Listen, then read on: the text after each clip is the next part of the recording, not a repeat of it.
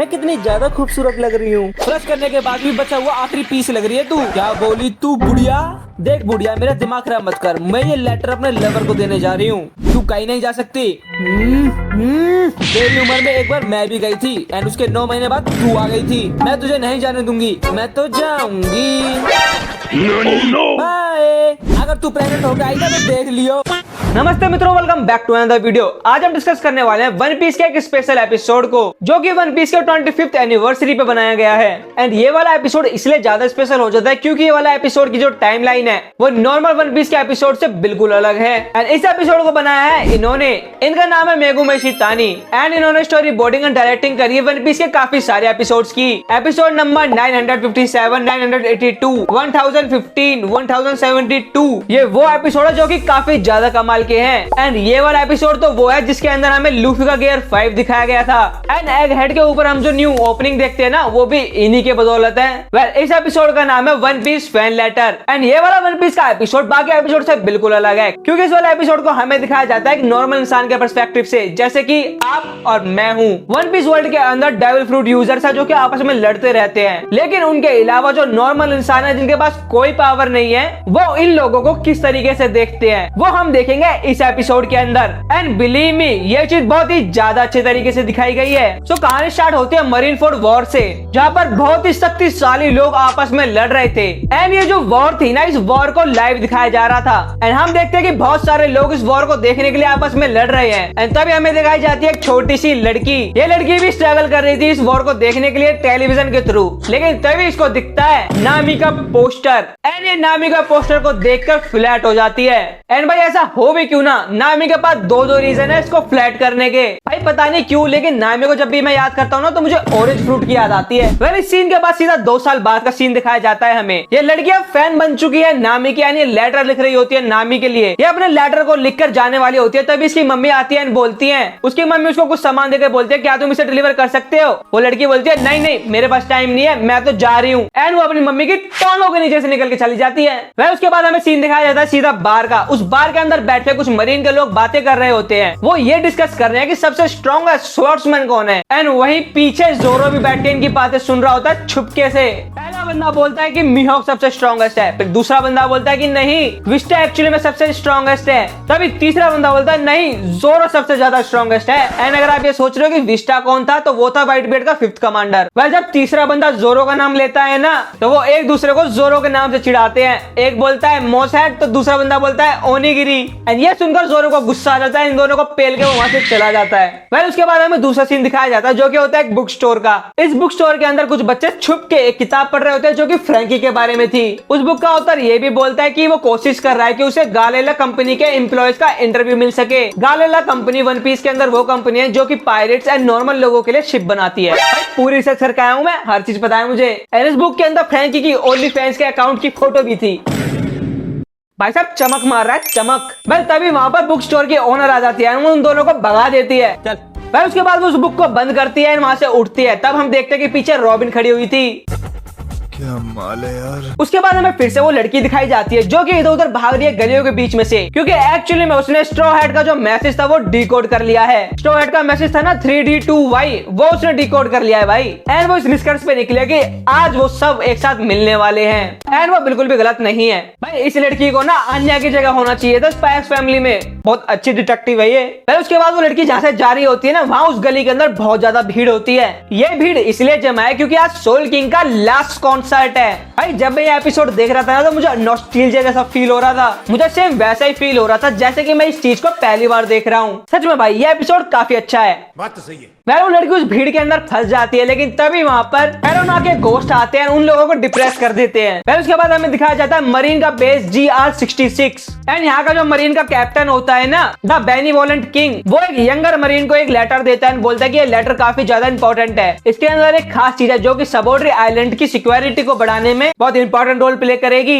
And इसीलिए इसको अच्छे से डिलीवर करना। वेल, जब वो मरीन वहां से चला जाता है ना, तो हमें दिखाया जाता है कि ये जो कैप्टन है ना, इसको एक्चुअली में चॉपर बहुत ज्यादा पसंद पसंद है। एंड भाई ये चॉपर के लिए काफी ज्यादा पागल है। तभी उसको हेडक्वार्टर से फोन आता है तो वो उसको बताता है कि हाँ मैंने की भेज दी है। फिर उसके बाद आधा घंटा बीत जाता है, हम देखते हैं चॉपर को। चॉपर उसी बुक स्टोर में वो वाली किताब पढ़ रहा होता है जो बच्चे पढ़ रहे थे, फ्रैंकी वाली। वो फ्रैंकी की मैगजीन देख के सरप्राइज हो जाता है भाई। एंड सच में चॉपर है तो क्यूट। फिर उसके बाद हम देखते हैं उस लड़की को जो कि इधर उधर गलियों के बीच में से भाग रही है। एंड वो भागते भागते ऑलमोस्ट उस यंगर मरीन से टकराने वाली थी। वो तुरंत साइड हो जाती है, बैठती है, लेकिन उसका लेटर गिर जाता है। वो उस लेटर को उठाने के लिए अपना हाथ आगे करती है, लेकिन तभी वहां पर एक दुष्ट मरीन आ जाता है जो कि उसके हाथ पर खड़ा हो जाता है। उसका सारा सामान जमीन पे गिर जाता है, वो उसको उठाने लगती है। तभी उसके सामान को रौंदते हुए चला जाता है वो सोल्जर। वेल ऐसे ही सोल्जर वॉर के अंदर सबसे पहला मरना डिजर्व करते हैं। यही नहीं, अभी और सुनिए। फिर उसके बाद जो उसका लेटर था ना जो कि उसने नामी के लिए लिखा था, वो लेटर वो यंगर मरीन लेके चला जाता है। एंड वो लड़की अपना सामान उठा रही होती है, तभी उसकी आकर हेल्प करता है उसोप। एंड उसोप उसको ये भी बताता है कि वो लड़का तुम्हारा लेटर लेके उस बार में गया है। एंड उसके बाद हमें बार का सीन दिखाया जाता है। वो जो मरीन है जिसके पास लेटर था वो बार के अंदर आता है। वो लड़की भी छुपते छुपाते बार के अंदर आती है, उसके टेबल के नीचे आकर बैठ जाती है। एंड इससे पहले जो डिस्कशन चल रहा था वो चल रहा था जोरो वगैरह का। एंड अब भाई साहब व्हाइट बियर्ड की भी एंट्री हो गई है। एक बंदा बोलता है व्हाइट बियर्ड तो सबसे ज्यादा स्ट्रॉन्गेस्ट है। फिर दूसरा बंदा बोलता है अबे घोचो, यहाँ पर स्वॉर्ड्समैन की बात चल रही है, व्हाइट बियर्ड स्वॉर्ड्समैन थोड़ी ना है। वेल तभी वहां पर सांजी आ जाता है पीछे। एंड वो बोलता है मुझे लगता है कि ब्लैक लेग सबसे ज्यादा स्ट्रॉन्गेस्ट है। एंड उसकी बात सुनकर सब हंसने लग जाते हैं। तो वो भी जोरो की तरह उन दोनों को पेल के वहां से चला जाता है। वह वो लड़की उस टेबल के नीचे होती है एंड वो अपना लेटर लेना चाहती है। वो उस मरीन के बैग में हाथ देती है, लेटर बाहर निकालती है, लेकिन वो गलती से मरीन की पास की निकाल लेती है। वो उसको वापस रखती है, लेकिन वो जब दूसरा लेटर निकालने वाली होती है तभी उस यंगर मरीन का बड़ा भाई आ जाता है। वेल वो जो लोग थे ना वो उससे पूछते हैं कि तुम्हारे अकॉर्डिंग सबसे स्ट्रॉन्गेस्ट स्वॉर्ड्समैन कौन है। तभी उसका छोटा भाई बोलता है कि इसके अकॉर्डिंग तो सबसे स्ट्रॉन्गेस्ट लूफी है। बाकी लोग पूछते हैं क्यों, उसको लूफी क्यों पसंद है। लेकिन तभी बड़ा भाई बोलता है क्या तुम लोग यहाँ पर पायरेट्स को सपोर्ट कर रहे हो। एंड ये सुनकर सबकी पैंट गीली हो जाती है। वो बोलते हैं नहीं नहीं नहीं, हम ऐसा कुछ भी नहीं कर रहे थे। पर तभी हमें एक फ्लैशबैक दिखाया जाता है जिसके अंदर हम देखते हैं कि एक बार वॉर के टाइम पर वो इंजर्ड हो गया था एंड उसका भाई भी इंजर्ड था। वो जैसे तैसे अपने आप को तो उठाता है, लेकिन उसके अंदर इतनी हिम्मत नहीं थी कि वो अपने भाई को भी बचा सके। उसका भाई जोर जोर से आवाजें लगा रहा था कि प्लीज मुझे आके बचाओ भाई, मुझे आके बचाओ। लेकिन उसके आसपास इतने स्ट्रॉन्गेस्ट लोग लड़ रहे थे कि उसके अंदर होप ही नहीं बची थी। वो लोग जो कि डेविल फ्रूट यूजर है वो इतने बड़े बड़े अटैक कर रहे थे जो कि ये इमेजिन भी नहीं कर सकते। लेकिन तभी ये देखता है कि लूफी वहां पर है जो कि अपने भाई को बचाने आया है। एंड लूफी की मोटिवेशन देख के ये भी इंस्पायर होता है एंड ये अपने भाई को भी बचाता है एंड उस वॉर से भी सर्वाइव कर लेता है। वो ये भी बोलता है कि आज मेरे साथ मेरा भाई है तो वो सिर्फ और सिर्फ लूफी की वजह से। वेल एक्चुअली में ये वाला जो पोर्शन था ना इस एपिसोड का ये काफी ज्यादा इमोशनल था। एंड मैंने कल ही एक वीडियो बनाई है कि वन पीस कितना ज्यादा डार्क है एक्चुअली में। एंड ये एपिसोड उस चीज को और अच्छे से दिखाता है। एंड अगर आपने वो वीडियो नहीं देखी तो जाके जरूर से देख लेना प्लीज। कोई तरीका है भीख मांगने का? वेल तभी वहां पर एक बंदा भागा भागा आता है। वो बताता है कि स्ट्रॉ हैट मिल गए हैं। एंड ये बात सुनते ही वो दोनों भाई वहां से चले जाते हैं। उनके पीछे पीछे वो लड़की भी चली जाती है, लेकिन बाहर जाके कोई फायदा ही नहीं हुआ क्योंकि वो पोल पे जाकर लटक जाती है। एक्चुअली जो पैसा पिस्टा थे ना उन्होंने स्ट्रॉ हैट के ऊपर हमला कर दिया एंड इसलिए आसपास पूरी तबाही हो गई है। लड़की जाके पोल पे टक गई। एंड हमें वो वाले बंदे भी दिखाए जाते हैं जो कि स्ट्रॉ हैट को कॉपी करने की कोशिश कर रहे थे। एंड ये देख के मेरी हंसी छूट गई थी एक पल के लिए। तो फिर उसके बाद सीन चेंज होता है, हमें दिखाया जाता है वही बुक स्टोर जिसके अंदर सब कुछ हो रहा था। उस बुक स्टोर की जो मालकिन थी ना वो थोड़ा सा डिप्रेस हो जाती है। वो बोलती है कि मुझे सोल किंग से मिलना था एंड मुझे उसके शो की टिकट ही नहीं मिली। कल तभी वो जो दो बच्चे थे ना शुरुआत के अंदर जो उसकी बुक फ्री में पढ़ के भाग गए थे वो आते हैं, उसको बताते हैं कि एक्चुअली में जो सोल किंग है ना वो ब्रूक था एंड ब्रूक थोड़े टाइम के अंदर आने वाला है ग्रोव नंबर 42 पर। एंड ये बात सुनकर वो लड़की काफी ज्यादा एक्साइटेड हो जाती है एंड अपनी दुकान को ऐसे ही छोड़ के चली जाती है। फिर उसके बाद हम देखते हैं स्ट्रॉ हैट एंड पैसाफिस्टा की लड़ाई। एंड स्ट्रॉ हैट पैसाफिस्टा उसको बहुत प्यार से पेल रहा है एंड वो जो लड़की थी ना वो गलती से जाके टकरा जाती है मरीन के वो जो बड़ा वाला भाई है ना उससे। बड़ा वाला भाई उसको पकड़ता है एंड बोलता है कि तुम यहाँ पर क्या कर रही हो, तुम यहाँ से जाओ। वेल तभी जो आसपास के सोल्जर थे ना वो उसको बोलते हैं कि हमें ग्रोव नंबर 42 पे पहुंचने में एटलीस्ट 30 मिनट्स लगेंगी। तभी वो छोटी लड़की बोलती है उसको कि मेरे को एक रास्ता पता है जिससे तुम सिर्फ 10 मिनट में वहां पहुंच जाओगे, लेकिन मैं भी तुम्हारे साथ चलूंगी। वो लड़का उसको पहले मना करता है लेकिन तभी वहां पर बड़े बड़े इंसेक्ट्स आ जाते हैं। एंड अगर आप ये सोच रहे हो कि बड़े इंसेक्ट्स कहां से आए तो ये आए हैं ब्रोविन आइलैंड से। ये वही आइलैंड है जहां पर कुमा ने उसोप को भेजा था। बस तभी उस इंसेक्ट से बचने के लिए वो लड़की एंड वो लड़का दोनों भाग के चले जाते हैं बुक स्टोर के अंदर। तभी वो छोटी लड़की बोलती है मुझे नामी से मिलना है। एंड उसके बाद वो बताते हैं कि नामी ने उसे कितना ज्यादा इंस्पायर करा है। नामी स्ट्रॉ हैट का पार्ट है जबकि उसके पास कोई पावर नहीं है एंड बिना पावर के भी वो इतने ज्यादा स्ट्रॉन्ग है एंड इतना ज्यादा एडवांस एडवेंचर करती है एंड इसी चीज ने उस लड़की को काफी ज्यादा इंस्पायर करा है एंड इसीलिए वो एक बार लाइफ के अंदर नामी से मिलना चाहती है एंड यही उसका चांस है। वेल वो जो बड़ा भाई है ना वो भी रिलेट करता है इस लड़की से क्योंकि वो भी लूफी से इंस्पायर्ड हुआ है। वेल उसके बाद वो दोनों बुक स्टोर के पीछे वाले दरवाजे से भाग जाते हैं। वेल तभी जो छोटा वाला भाई था ना वो देखता है कि उसके सर के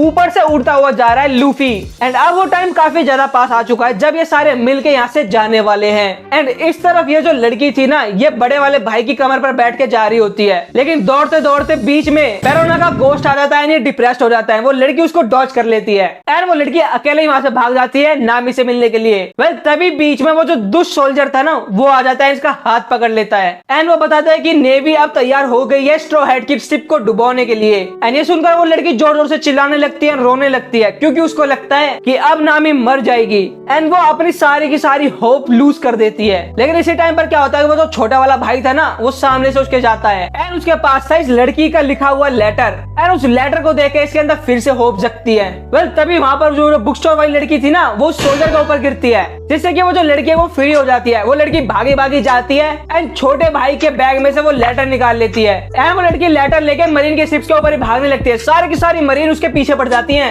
क्योंकि उनको लगता है कि उनकी जो पास की थी ना वो इसके पास है। ये लड़की उनसे बचते बचाते इधर उधर जा रही होती है एंड तभी वहां पर आ जाता है मरीन्स का कैप्टन। ये लड़की उसको देखती है और उसके पैरों के बीच में से निकल जाती है घंटी बजाते हुए। नहीं घंटी नहीं बजाई, घंटी नहीं बजाई। वेल वो जो मरीन कैप्टन था वो पीछे मुड़ता है एंड वो चॉपर को देखता है। चॉपर को देख के वो तो हो जाता है फैन उसका